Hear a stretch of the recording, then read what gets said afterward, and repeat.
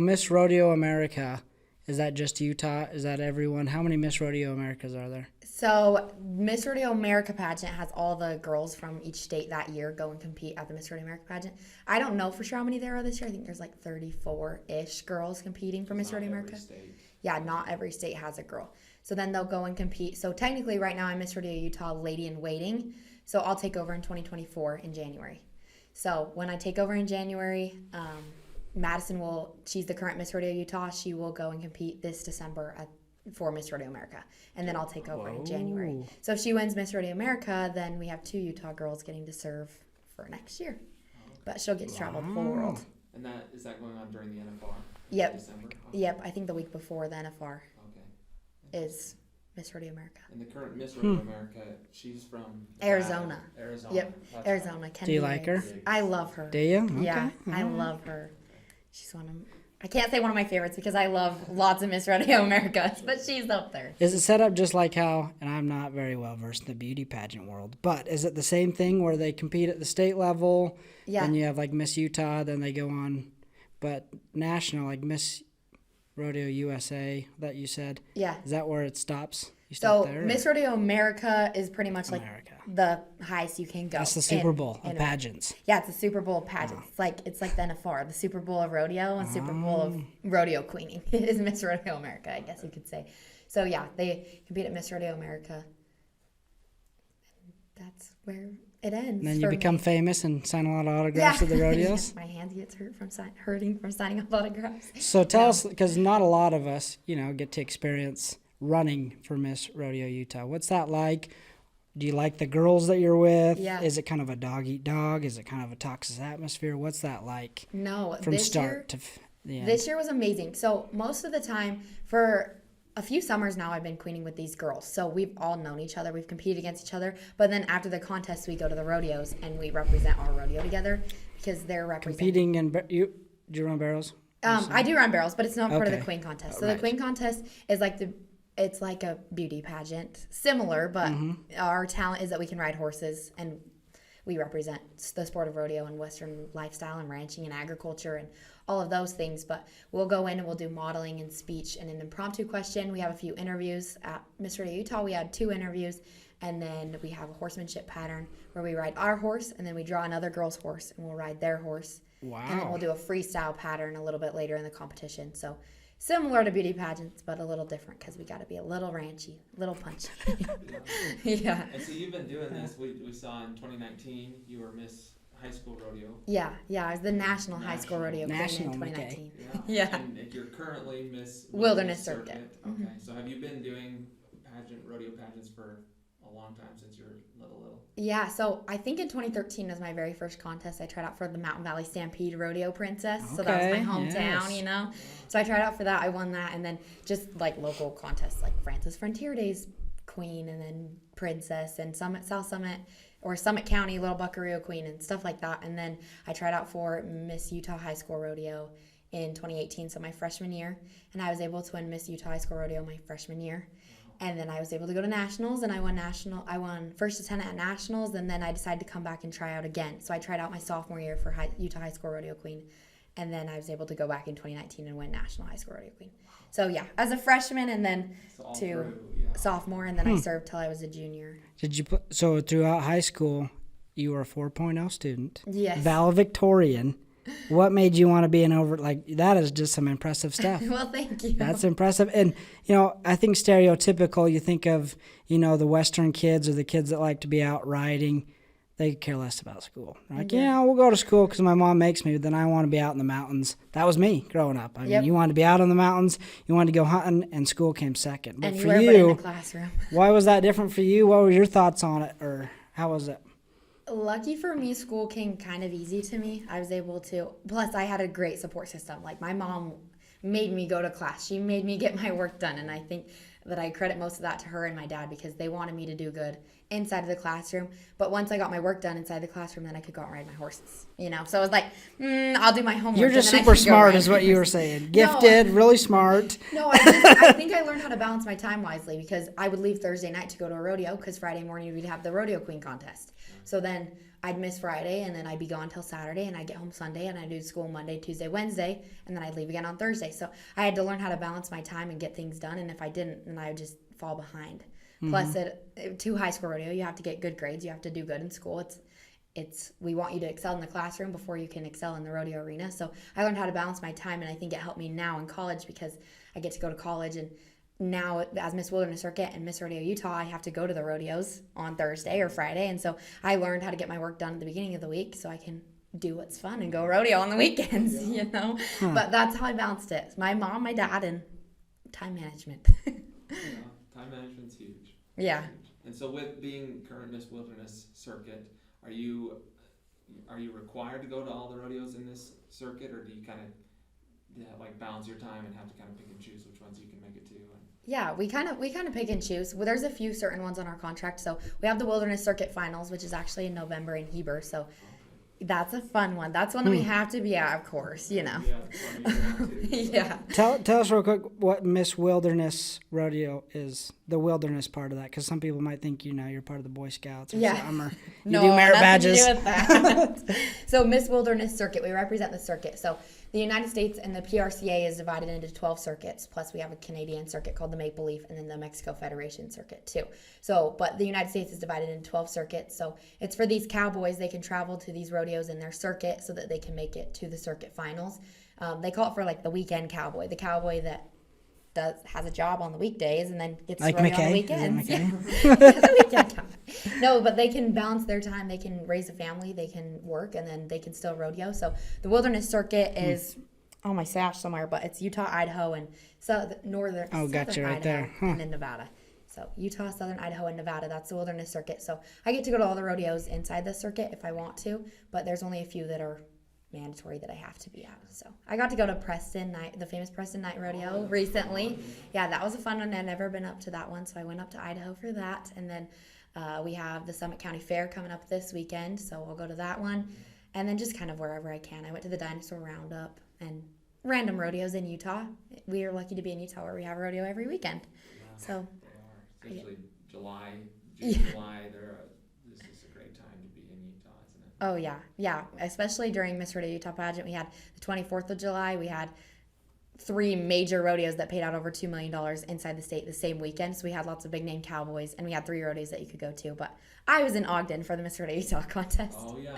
So you didn't get down to Days of 47 or Fiesta? No, I didn't get to go to them. But I watched and cheered everyone on and then just competed at Miss Rodeo Utah in Ogden. Why, for somebody who may have never been to a rodeo or not familiar with it, why do you like rodeos, or why are rodeos good to go to for people?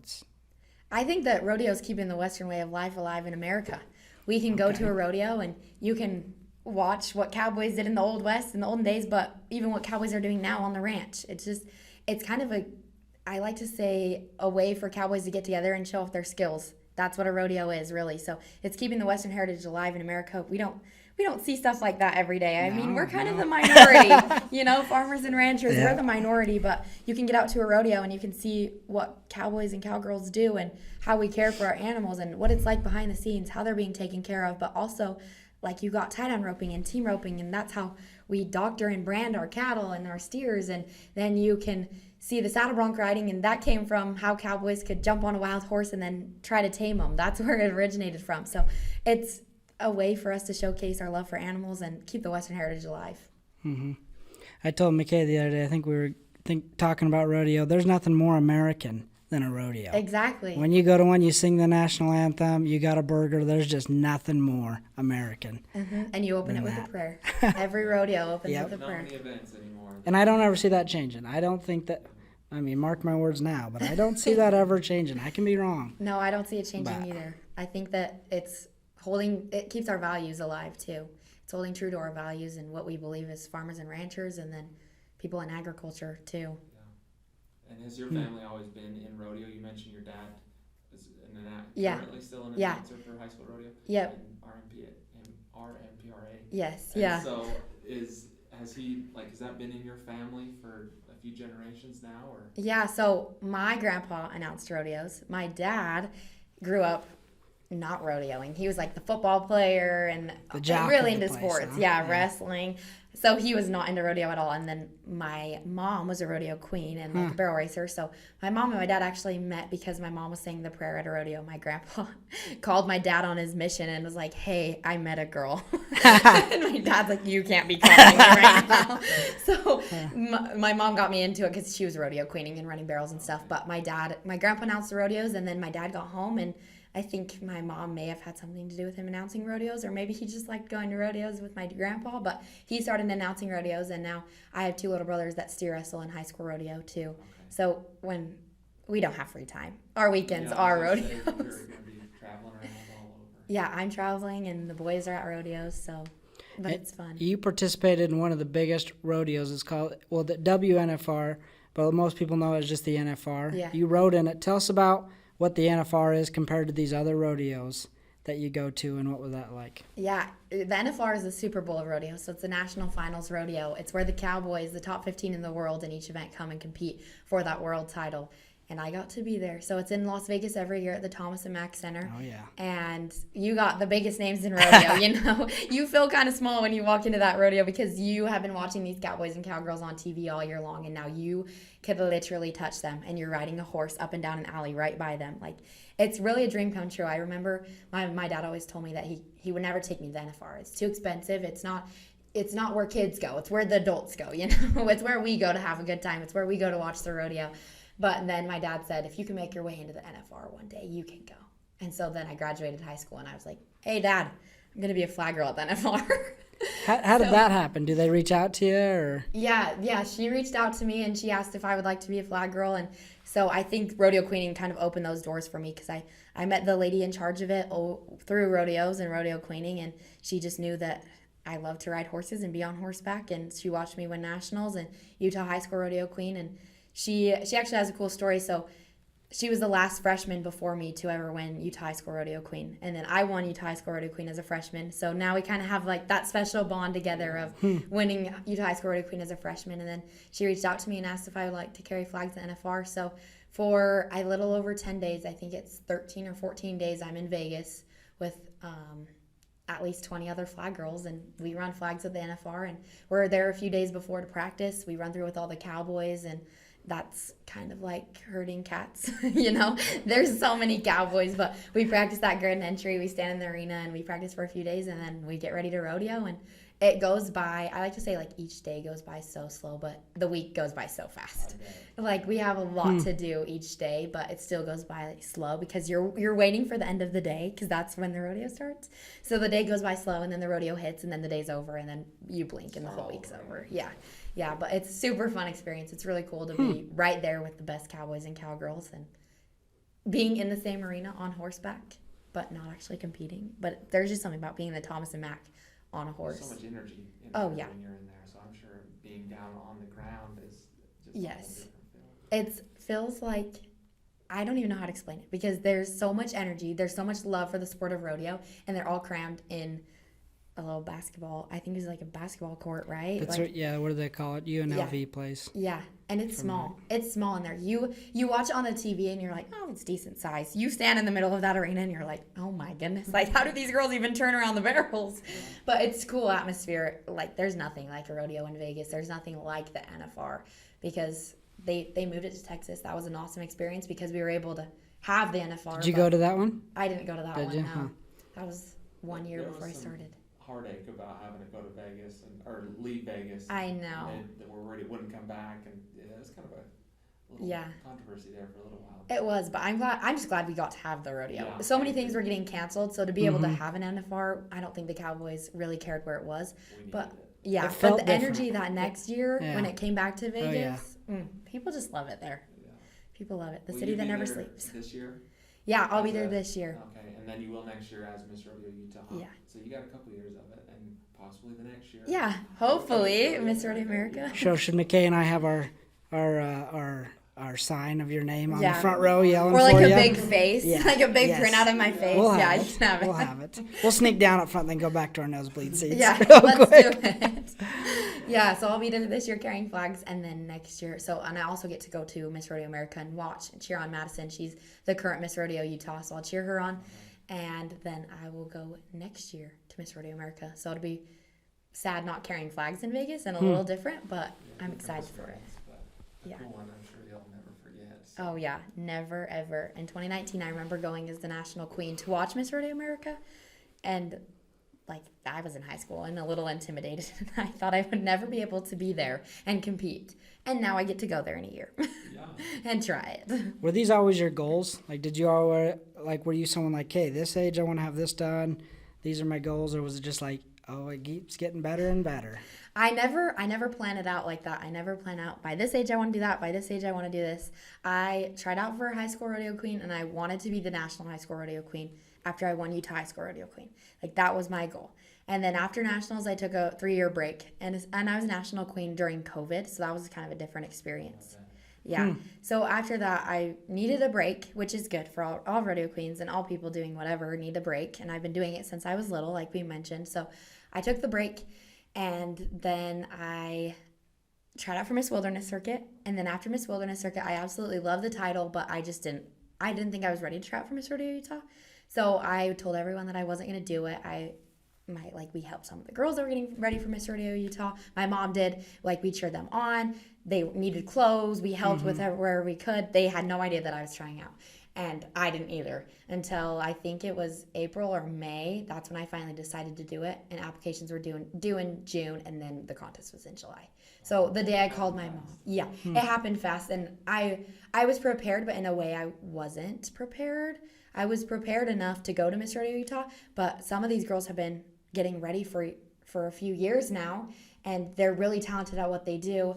And so I just felt like the underdog going into it. Yeah. But I was excited to try out because it always been in the back of my mind. Like, being Miss Rodeo Utah would be an amazing experience, and I would love to be Miss Rodeo Utah. But there was a while there when I was like, I'm done queening because I'm just going to go, and I'm going to go to college. I was having a hard time balancing college and school and rodeo. And so then I was like, I'm going to take a break and wait a while, and we'll kind of see where life throws at me. And then not long after, I submitted my papers, and now here we are. Wow. Yeah, and so tell us a little bit about the process of, like, once you're there and you're there for that week period in Ogden, I guess it was. Is it always in Ogden? Yes, yeah. Okay, so tell us, like, what processes do you go through during that week? What do you do? And then Some behind the scenes. Yeah. Let's see. I might get a few things wrong because it all blurred together. I kind of forgot which day was which day. Fine. But we got there, so it's during the Ogden Pioneer Days rodeo, like we mentioned. So we get there and we'll go to the rodeo every night. But check-in, that's where it all begins. So we get to the hotel, and it's right on, I don't know, a main road in Ogden. I don't remember the exact road that it is, but a main road. So you pull off, you unload all your stuff. And when we see rodeo queens, we got like the clothing racks. We got like 5 hats at least that we're bringing in. I think we had a girl bring like 30 pairs of cowboy boots. So it is a mess. And we just have these carts saran wrapped with all these boots and hats on it. And we bring them into the lobby, and then they tell you, they welcome you and everything. And then they give you your hotel room key, and they give you your roommate. So we share a room with a girl, and then we go up to their rooms and we get settled in. And then that day we'll go do photogenic pictures, and then we go, then we went to horsemanship. So then we'll do one of our horsemanship patterns, and then the draw horse pattern, which will ride someone else's horse as well. And then we'll go to the rodeo that night. And then somewhere in there, I don't know which day was which, but we have an impromptu question, and we have a personal interview, and we have a horsemanship interview. And then we have another horsemanship pattern that we called freestyle. And we had lots of judging activities where we just go into the judges and have a discussion, or we'd talk about PRCA or current events and current issues. And we'll just go to dinner with the judges every night. But you're in a room with another roommate, and I love my roommate this year. Shout out to Hadley Seeds. I love her. She got me through the week. She is the best. But the roommates really make or break your experience, and they do such a good job at matching you up by your personalities and which girls you've spent a lot more time. They take the time to do that. Yeah, Wow, the committees nice. do. They match you up with the girls or they choose your girls that you're going to room with, and it's usually girls that you've spent all year with. I mean, we've all spent all year together, so we get to go and we get to be in a room, and there's no floor space because we have so many hats and we have so many things that the rooms are just like caked with clothes and boots and stuff. So we'll be in there, and then it's all day, every day. I mean, we got up at 5 o'clock every morning, and we had fashion show practice. Oh, we have another thing. We have a fashion show at Miss Rodeo Utah. So we'd had fashion show practice till like 12, 1 o'clock Is in the that where morning. you practice like walking down the hills and the runway, or what's that? So we had clothes. We had sponsors that sponsored our clothes. So one day we pick them out, and then we became dancing rodeo queens. So we had to dance at the fashion show. But then also modeling is just kind of a thing that you do at rodeo queen contests. But this time is a little different, having to do fashion show modeling. So we did that, and then yeah, like I said, pick out our clothes, but every night we had to practice formations and trying to teach rodeo queens how to dance, because not all of us are dancers, as you can imagine. So we practiced our fashion show, because then we had a lot of ladies and daughters and people come to the fashion show to watch us and support us. So we wanted it to be perfect, but fashion show practice we'd go to after the rodeo. So we were up till like midnight, 1 o'clock in the morning.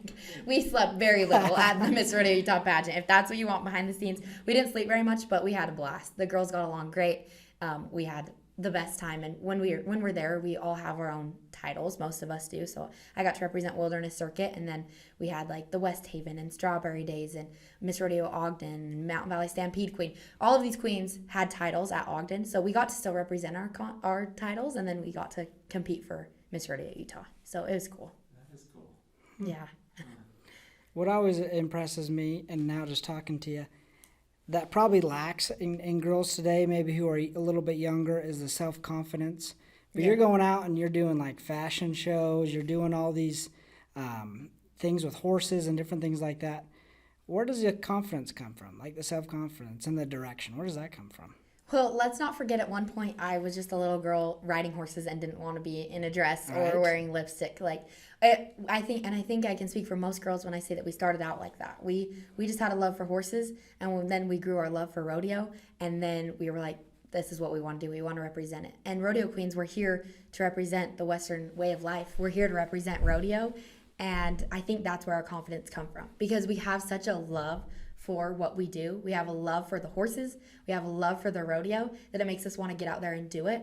And I think just over time, it becomes easier to be on stage and to represent that. But when you know what you're talking about and you get out there and you're confident because you get to talk about the sport that you grew up doing, that's where the confidence comes from. And then you have a support system of people that believe in you. Every girl had so many people there that was just cheering her on and that has helped coach her to where she is today. And you go into Miss Rodeo Utah and you're ready. You don't feel nervous or scared because you feel prepared. You've worked until this day for months, for years. And so when you get in there, you're able to know what you have to do, and confidence just comes with time. I mean, it was my first year trying out for Miss Rodeo Utah, but I've competed in rodeo queen pageants, and I can definitely say I wasn't the timid little girl that was at my very first Mountain Valley Stampede Princess contest, you know? So it gets easier with time, and when you have a passion for the sport of rodeo, I think it's easier to have that confidence and to be able to get up and stand and talk in front of people, and it comes with time. But even I get butterflies, even I get nervous. Yeah. Can we transition? You talked about there, like, just your love of that rodeo and Western culture. How do you plan to just continue that throughout your life? You can't continue to queen forever. No. And so what do you plan to do, once you finish this, being Miss Rodeo Utah, and once that kind of ends and slows down, what do you see yourself doing after that? Yeah, so like you mentioned, I'm going to Utah Tech University, where I'm studying communications and media. And so I love to be behind the scenes of rodeo, because there's so much that goes on behind the scenes and the production side of rodeo. I've got to be in a lot of production meetings because I get to announce a few high school and then RMPRA rodeos here and there. So I get to see the behind the scenes of what it takes to put on a rodeo. But then I also worked with the National High School Rodeo Association when I was their queen. And then I worked for them for a couple years after I was their queen, just to kind of see what the ins and outs were like. And there is when I learned how to love digital marketing and communications and social media marketing. Gary Hawks is the digital marketing, and he's over marketing for NHSRA, and he kind of sparked that interest and that love for rodeo. And it's a way for me to promote the sport even after having a rodeo queen title. I mean, rodeo will always be a big part of my life. I want to be able to raise my kids and my family in the sport of rodeo, because I think it teaches us so many valuable lessons, and like I mentioned, keeps the Western heritage alive. So I want my family to be involved in that in the future. But until then, I love to do the digital marketing, the social media. I love to do the interviews. I did interviews at Mountain Valley Stampede Rodeo. I think it was this last weekend. So I did interviews there, and I love to tell the cowboy stories. And so whatever I can do after being Miss Rodeo Utah and still be involved in the Western way of life and the sport of rodeo is to still tell those cowboy stories, whether it's interviewing or whether it's telling it through social media. That's my goal. But I don't know where it'll take me. I guess we'll see. We'll see. Yeah, I think that's great because I think about that a lot, that, you know, a lot of people that aren't in the Western, you know, that's not their career or their lifestyle. They maybe go to a rodeo or two during the summer Yeah. and then never think about it again until it comes around next summer. And so I think, like you said, talking about what's behind the scenes and what happens, and that these people have lives, you know, outside of a one-night rodeo on the 4th of July, you know, they have these lives. And so I think that's great that you can, there's a whole industry behind that you can, you know, help tell those stories and help show people what it's like and keep it going. Because, in agriculture, we talk about that all the time here, that we are in the minority and our stories are kind of being lost. And so the more people we can have telling our story and highlighting how our lives are, I think it's invaluable. I think that's incredible. I totally agree. And we have cowboys and cowgirls that are amazing, and they're athletes, and we love to tell their stories. But then you have all the people behind the scenes. You have the stock contractors that are taking care of the animals, that are hauling them from rodeo to rodeo all across America. You have rodeo announcers, and you have rodeo clowns, and you have bullfighters, and you have the production crew. We have the committees, the rodeo committees, and their stories need to be told too, because they're just as important, because they're the ones taking care of the animals. They're the ones putting on the sport of rodeo. They might not get all the success and the glory, you know, the gold buckle, but they're the ones that we love to honor, and the photographers, and there's just so many people behind the scenes that we get to tell their stories too, and not just the cowboys, because the cowboys will go to the next rodeo, and the next rodeo will tell their stories, and we love to honor those cowboys and contestants, but it's cool to tell the behind the scenes of the Mountain Valley Stampede or the Wilderness Circuit or, you know, those major rodeos. But I love to represent the Wilderness Circuit and the cowboys inside of it, and then I also love to represent the contract personnel and the people who put it on, the committees. You often see, if anyone ever reads a bio about you or something, you say how you want to advocate for the Western lifestyle, which I think that's cool, because that's me. A lot of people, though, may have like a negative connotation about Western way of living. Maybe it's harming the planet. Maybe that's the old way of life. We've improved. We've moved on from that. What would you say to that? That's a loaded question. Yes. So thank you for that. I think that it's so important to keep it alive because of the values that we learn and the hard work that we learn. And I know it sounds cliche, but life has gotten easier in some ways. But there's nothing like waking up early. Is that bad? Is it in a bad easy or a good easy? I think that sometimes we need a little adversity in our lives. Let's be straight up. Yeah. Let's go. The hard work that comes with raising animals and raising kids in this lifestyle is something that teaches values that we need in America today.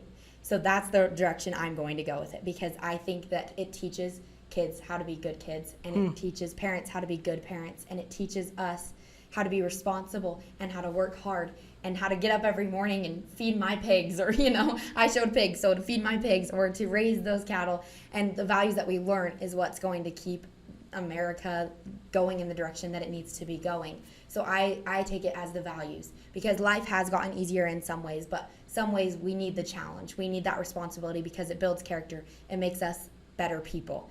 And I think the Western way of life does that. Not to mention it feeds the planet too. That's so nice. We kind of need that too, you know. But that's another side of things, right? We feed the planet, but we also are raising good kids. We're raising people with values, and we're keeping that alive in America too. Couldn't agree more.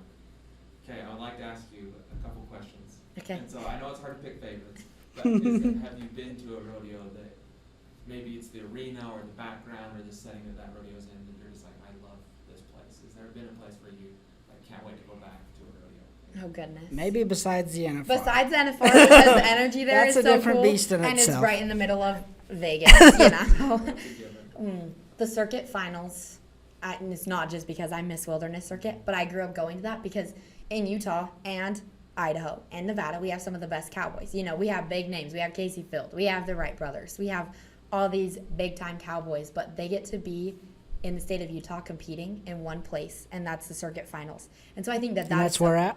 it's in Heber City, Yeah. so also my hometown. I live in Midway, right by Heber. So I get to just drive 5 minutes and watch some of the best cowboys in the world compete. And it's at the Wasatch County Events Complex where I grew up and I rode horses. So that's amazing right there. I mean, it is in November, so it's a little bit colder. And so I would like it to be a little bit warmer, but that's the only complaint about it I have about the circuit finals. But yeah, there's nothing like the energy that's there. And it's in the indoor arena, so it's warm, But the best cowboys and the cowgirls are there competing. And the Wilderness Circuit has tough cowboys, so to be able to have them all in the state of Utah to come and watch, that's got to be a highlight. And it's hard to beat Heber Valley. I mean, just the setting. Yeah. It's beautiful. I'm biased, but I love Heber. Okay, now I want to ask you, is there one that you have not yet been to that you like, I want to go to that rodeo and be a part of that rodeo? Is there any of those that- So many. Right. When I become Miss Rodeo Utah, I definitely want to go to Pendleton because so much history there, and then Cheyenne. But Cheyenne's right after Miss Rodeo Utah. So next year we'll have Miss Rodeo Utah, and then hopefully I can pack up from there and go to Cheyenne because it's on my bucket list. Yeah. So Pendleton, Cheyenne, I think Houston would be fun to go to. Oh, yeah. Yeah, the stock show. Have you been to Calgary? I haven't been to Calgary. No? Maybe I need to go to Canada as Miss Rodeo Utah too. Maybe you should. Maybe I should add that to my. Maybe I should add that. Yeah. Okay. So those are some good ones. And then some of those like Pendleton, like you said, I love learning about the history of some of these rodeos. They've been going on for 100 years, some of these or more, and so I think it's incredible. Yeah. So much history. Yeah, Calgary and Cheyenne, it's incredible. But the third question I had is, I'm going to put you on the spot here, but a funny story that I'm sure you have been traveling miles and miles and miles going up and down the road for rodeos. Do you have any funny stories you can think of? Funny that stories. come to mind? We should have talked about this I know, I before, should've so I said had that there. time. Let's see. I have 2 little brothers, so I got to tie them in somehow because I feel like every funny story happens with them. I don't know. It hasn't necessarily happened to me, but kind of. But it goes with my little brother. You can lie a little about it too. We're not going to fact check Yeah, it. fact check my funny story. No, I just had to think about a good one.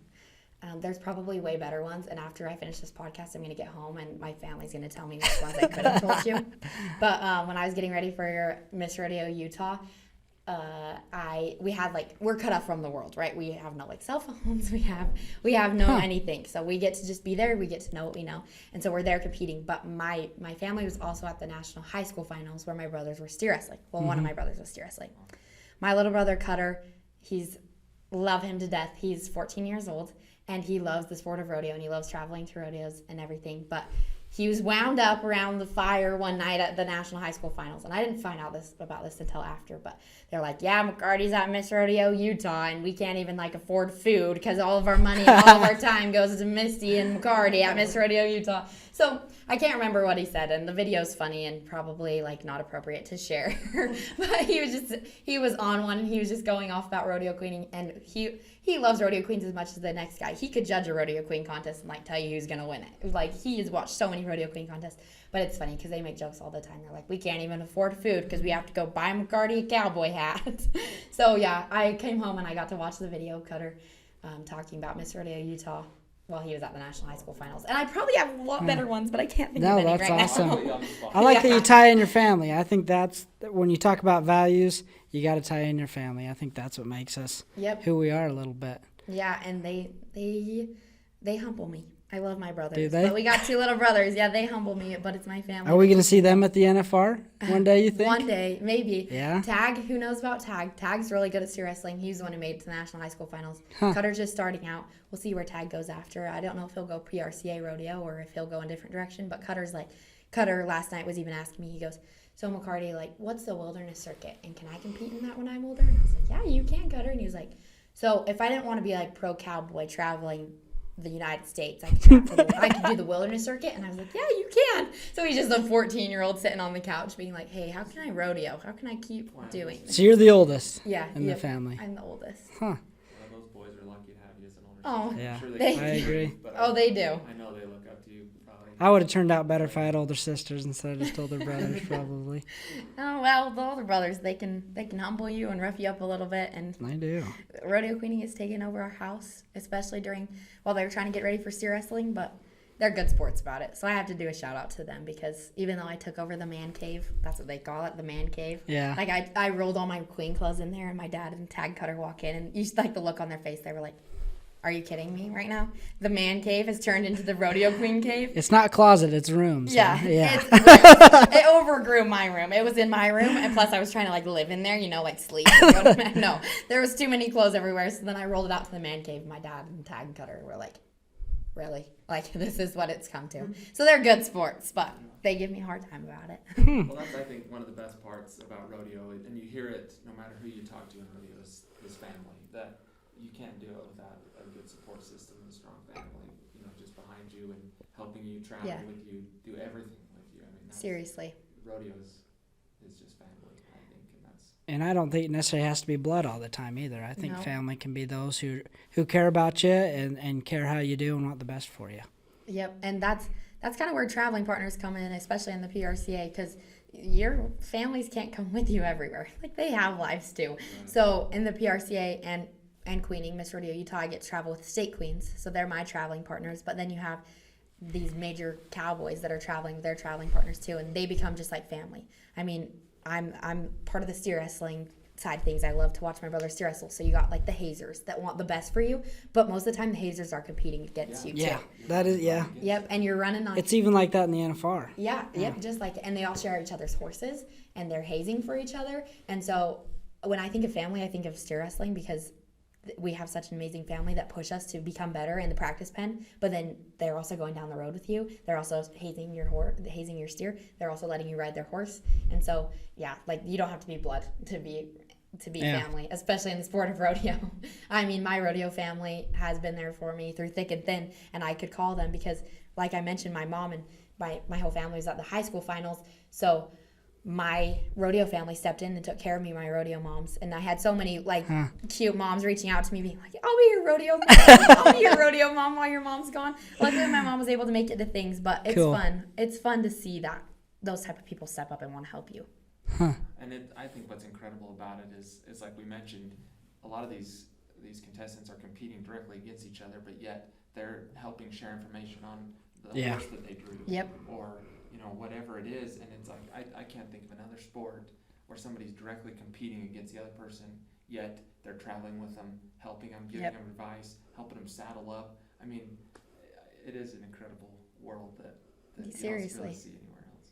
I mean, I was just at the Mountain Valley Stampede, and that's on my mind because I literally just came from there this weekend. But Riley Webb and Dylan Hancock, they're tie-down ropers, and Riley came out with a smoking fast run, started leading the rodeo. Like 2 or 3 after him, Dylan came out and smoked him, like 8 seconds in the tie-down roping. But it was cool because Riley walked him over to his interview. We had the interview, and then the rest of the time they were cheering each other on because Riley was like, "Yeah, you beat me, you did." Like, they're cheering each other on, which I think is so cool because may have bumped him out of the money, but he's cheering on his best friend who he's traveling down the road with.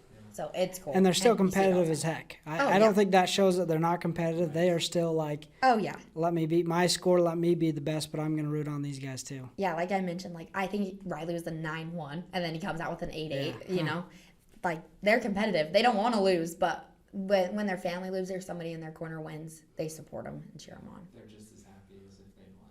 Yep. Well, cool. Well, I think a last question we'll end with, and we like to put you on the spot, as you can tell, with McKay and I. Yay. But this isn't necessarily a specific question, but as you go around a lot of these rodeos, you have young people coming up to you, but you also have older people watching you, so you kind of got to be a good example for the younger crowd and the older crowd. You're the future of our generation, the younger generation coming up. What's your message out there? What do you want people to know, or just what means a lot to you, just whatever you have? I think this year my platform is going to be Ride for the Brand, like I mentioned before, similar to your guys' podcast. But growing up, I went to Midway Elementary School, and that was our motto, is Ride for the Brand. And I think in elementary school I kind of didn't know what it meant. But now that I'm older, I see brands as representation of family, or showing ownership.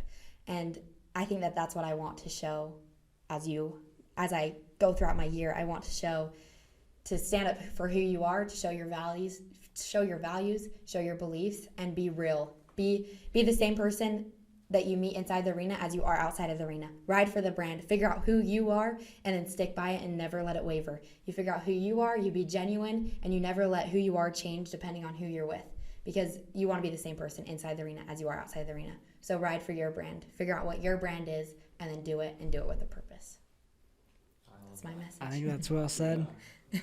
Well, thank you so much. Yeah. for coming Yeah, on. of course. We appreciate your time, and we know it's summer, busy time, and you've got a lot of rodeos, so we appreciate your time. Yeah, well, thank you. This was so fun. Thanks for having Good. me.